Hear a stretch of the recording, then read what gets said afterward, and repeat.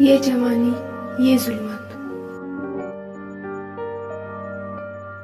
سیما بہت خوددار تھی۔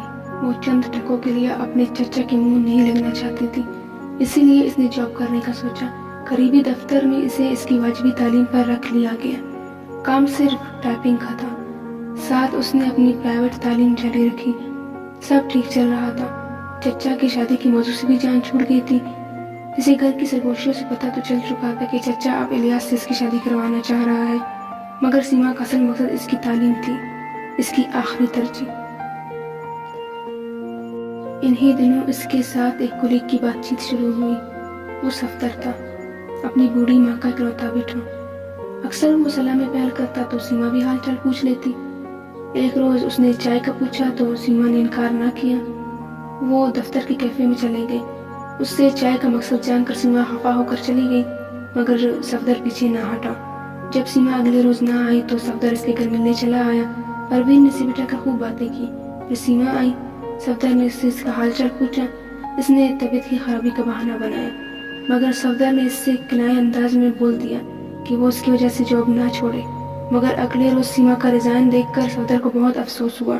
یہ اس کا انکار تھا۔ وہ صفدر میں دلچسپی نہیں رکھتی تھی، اس نے صفدر کو مسترد کر دیا تھا۔ سیما نے کچھ عرصے کے لیے کام چھوڑ دیا اور گھر بیٹھ گئی۔ وہ 28واں روزہ تھا۔ پروین گھٹنوں کی درد کی وجہ سے عید کی خریداری پر نہ جا سکی۔ سیما نے بھی 2 جوڑے کپڑے خرید کر بس کر لی۔ کوئی زیور چوڑیاں اسے نہیں بھاتی تھی۔ وہ سڑک کنارے چلتے چلتے تھک گئی تھی۔ تبھی ایک کار اس کے پاس آ رکی۔ آؤ میں تمہیں چھوڑ دیتا ہوں، کافی دھوپ ہے، وہ صفدر تھا۔ نہیں میں، یہی خودداری تمہیں رلائے گی، صفدر طنزیہ مسکرایا۔ سیما خاموشی سے کار میں بیٹھ گئی۔ چند لمحوں میں سفر کٹا۔ صفدر خاموش تھا، مگر اس کی آنکھیں بہت شکوے کر رہی تھی۔ کار ایک جھٹکے سے رکی۔ سیما اترنے لگی۔ رکو، صفدر نے اسے روکا، پھر ڈیش بورڈ سے چھڑیاں اٹھا کر اس کی طرف بڑھائی۔ وہ سرخ چھڑیاں کافی دلفریب تھی۔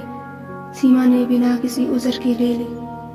اپنی بیوی کے لیے تو سوچا تمہارے لیے بھی لے آؤں۔ صفدر کی اس بات پر سیما کو لگا جیسے زمین پھٹ گئی ہو اور وہ اس میں سما گئی۔ میں نے ماں کو تمہاری خاطر بہت منایا، مگر انہیں خاندان کی لڑکی لانی تھی۔ کسی طرح کر کے اگر وہ مان بھی گئی تو تم نے انکار کر دیا۔ پھر جو لڑکی انہیں پسند تھی، میں نے کوئی اعتراض نہ کیا، صفدر نے دکھ سے کہا۔ سیما کار سے اتری، ہاتھ میں پکڑی ہوئی چوڑیاں اسے رلا رہی تھی۔